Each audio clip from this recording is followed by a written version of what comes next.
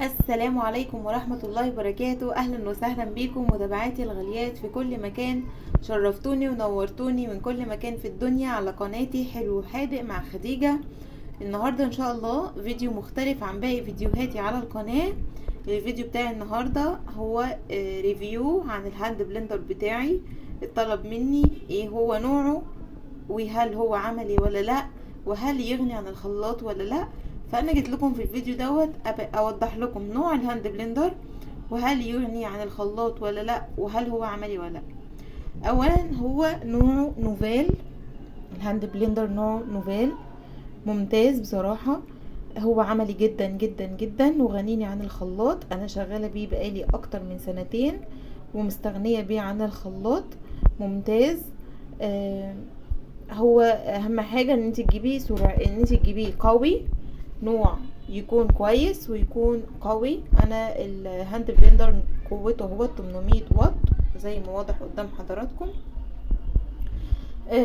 علشان يبقى الموتور بتاعه كويس يعني ويستحمل اي حاجة. انا الهاند بلندر اهو، دي مكوناته.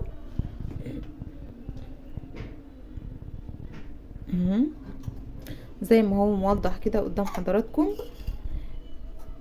دي القطعة الأساسية بتاعته، دي اهو دوت الموتور بتاعه اهو. هو 2 سرعة. بصي هو هنا هو 5 سرعات، ادي 1 2 3 4 5 دوت احنا بنتحكم فيه بالسرعة اهو. ده كده بصي السرعة الأولانية. مثلا حبيت اعلي السرعة، دي كده اعلى سرعة. اما الزرار اللي تحت ده فهو بيدوس على اعلى سرعة على طول. يعني هو عملته على 1 2 3 انا ادوس عليه هو بيشغله على اعلى سرعة على طول. تمام.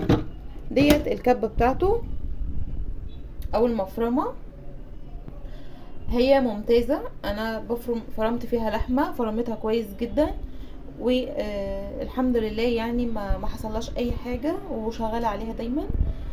بس هي مثلا في الخضار بتفرمه خشن، يعني في الطعمية تفرمها خشنة. البصل لو عايزاه ناعم هتفرمه خشن. فهي ديت العيب الوحيد اللي فيها، انما هي ممتازة في فرم اللحوم. تمام. عندنا هنا دي القطعة بتاعة الهاند بلندر اللي هي اصلا بديل الخلاط. هي دي بديل الخلاط، حتى السكينة بتاعتها اهي زي الخلاط بالظبط. ممتازة، ينفع ان احنا نضرب بيها السخن والساقع، دي الميزة بتاعتها. انما الخلاط لو عندك مثلا بتعملي شوربة عدس، شوربة اي نوع من انواع الشوربة، عندك صلصة طماطم مستعجلة عليها مثلا، عايزة تعصريها عشان تفرزيها ولسه سخنة، هتبقي عايزة ان انتي تسيبي الحاجة بتاعتك اللي عايزة تتضرب في الخلاط لحد ما تبرد خالص علشان ما تأذيش الشفشق بتاعك، ما يحصلوش اي حاجة ولا يكسر. تمام. وده ده كويس كده بيجي معايا، هو حتى مدرج اهو 800 ملي. طبعا هما حاطينه مع الهاند بلندر كقطعة معاه علشان يبقى بديل عن الشفشق بتاع الخلاط.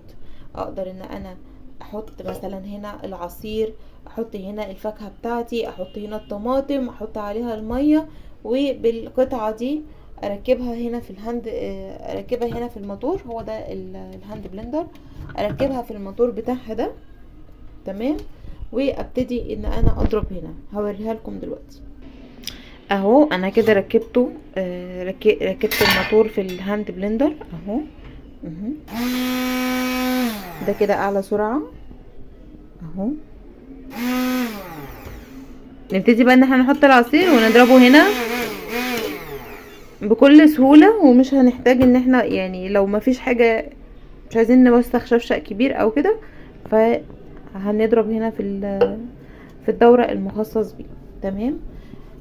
دي القطعة دي مضرب بيض. تمام. يعني احنا كده استغنينا عن الخلاط واستغنينا عن المضرب الكهربائي. تمام. دي كده لو حابين ان احنا نضرب بيضة، نضرب كريم شانتيه، نضرب المكونات السائلة بتاعة الكيك بالقطعة دي. تمام. هنا دي هراسة بطاطس، هراسة بطاطس. والقطعة دي بتركب هنا جوه الكبة او المفرمة.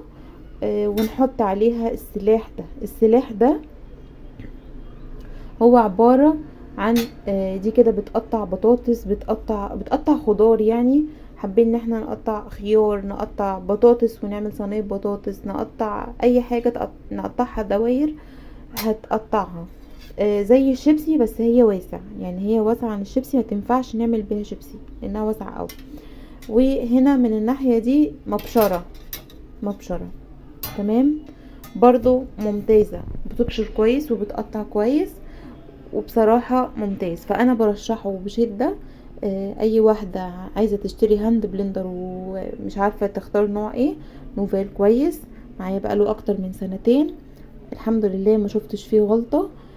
كان سعره من سنتين حوالي 750، دلوقتي مش عارفة بصراحة وصل سعره لحد فين، بس هو ممتاز. ودي تجربتي معاه وده رأيي فيه. حبيت ان انا افيدكم بيه زي ما طلبتم مني. وبكده يكون الفيديو بتاعي خلص. اشوفكم ان شاء الله في فيديو جديد على قناتي حلو حادق مع خديجة. وياريت لو استفدتي من الفيديو ولو عجبك تشتركي في القناة وتسيبي تعليق حلو وتعملي لايك للفيديو. ومع 1000 مليون سلامة، هتوحشوني.